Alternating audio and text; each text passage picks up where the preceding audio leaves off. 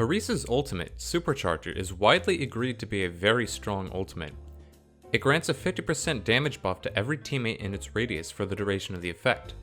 This allows Orisa to facilitate team wipes or just zone a point with the ult. But what if there was an even stronger way to use this ult? What if you could use it to control the overall economic development of all ults in a match? Hi everyone, my name is Oxy, and in this video, I will explain a high-level strategy you can use to take control of a match with Orisa's Supercharger. Now, this strategy is very similar to the current Nano Boost strat. If you're unfamiliar, the idea is to put Nano Boost on Zarya in order to build her Graviton much faster than normal with a 50% damage boost. Consider then the fact that just like Nano Boost, Orisa's ult provides a 50% boost to your damage. However, this boost isn't applied to just one ally but to every single person on your team. The implication is obvious. Drop Supercharger when your team is low on ults, brawl it out, and charge your ults back up much faster than normal. This strategy is ideal against teams with large health pools like tank-heavy comps. However, there are other situations where it can shine as well. Using this strategy during long drawn-out fights with lots of sustain, like on 2CP maps, will help you keep your team topped up on ult charge and ahead of the other team's ult economy. You could also deploy a Supercharger against a Zen ult, since the constant healing means you can farm an incredible amount of ult charge from what is effectively an unlimited pool of HP. However, it's not as simple as you might think. There's a few significant problems with this strategy. The first glaring one is that it's dependent on Orisa's ult, which isn't a particularly fast charging ult to begin with.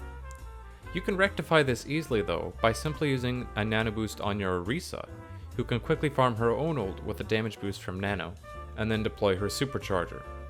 The result is a snowball of alternating charge buffs and an ult economy that's significantly faster than before. But that's not the only problem. The reason why the Nano Boost strategy works is it essentially reallocates a percentage of your team's total ult charge gain to a specific hero.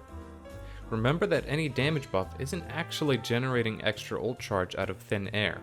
It's simply increasing the rate at which you deal damage, and by extension the rate at which you gain ult. Remember also that enemy teams have a finite pool of health off which to build ult. This means that there is only so much ult charge you can get per fight, since if you do enough damage, the enemy team will simply die. The Nano Boost strat works not because you're generating additional ult charge, but because you are simply allocating a larger percentage of your team's total damage output to a specific hero. With this in mind, it would seem that Orisa's Supercharger would produce no actual increase in ult charge, right? After all, if an enemy team has a total health pool of 2000 HP, Supercharger merely means you reduce it to 0 a little faster. You're still only getting 2000 HP worth of ult charge, and since Supercharger is a team-wide boost, it would actually offer less of a benefit than Nano Boost, since you don't even have the option to allocate a larger percentage of that charge to a chosen hero. Now, this doesn't mean Supercharger is useless for charging ults.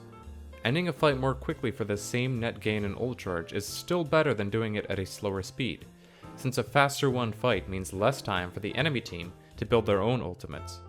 For example, if you kill an enemy in 2 seconds instead of 4, you have effectively cut their ult gain from that fight in half, while you still gain the full amount. This also works in reverse. Using Supercharger during a dry push allows you to pack more damage into the window of time you have alive before the other team wipes you, meaning you gain more ult charge from that push than you would without. But the fact seems to remain that Supercharger doesn't actually generate additional ult charge, only speeds up the rate at which you gain it. However, this overlooks one very important fact: ult damage.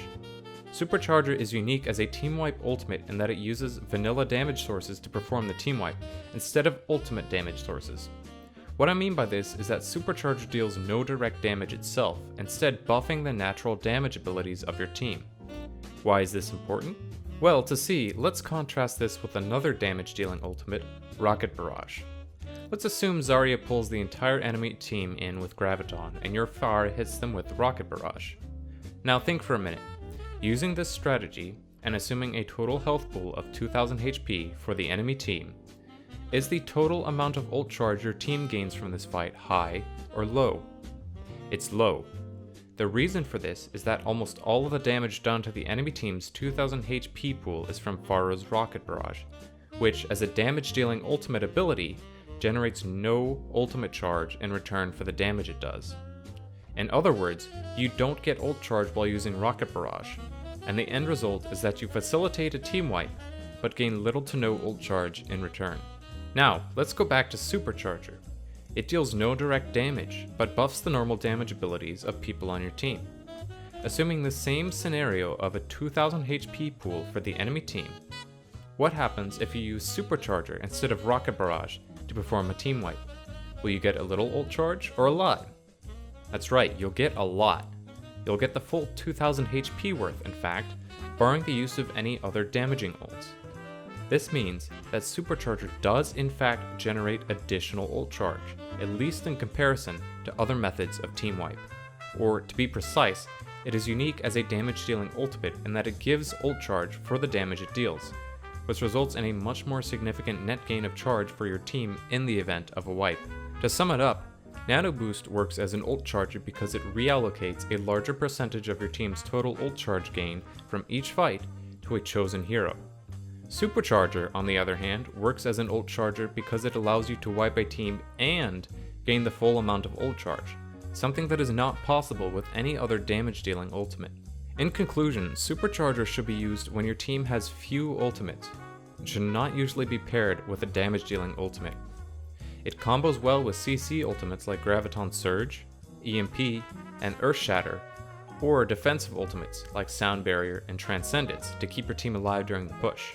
When your team is ahead in the ult economy, use Supercharger to maintain that lead and snowball your economy continuously. If your team is behind in the economy, use Supercharger during drive pushes to draw out enemy ults and increase your own farming speed. Given that Orisa's ult is called the Supercharger, it seems to me that Blizzard themselves might have intended this to be a big part of the ult's functionality. Now, speaking of ults, do you know what type of ultimate Supercharger is? Do you even know what types of ultimates there are in the game? If not, check out my video covering the 5 different types of ultimates in Overwatch. I'm sure you'll find it helpful.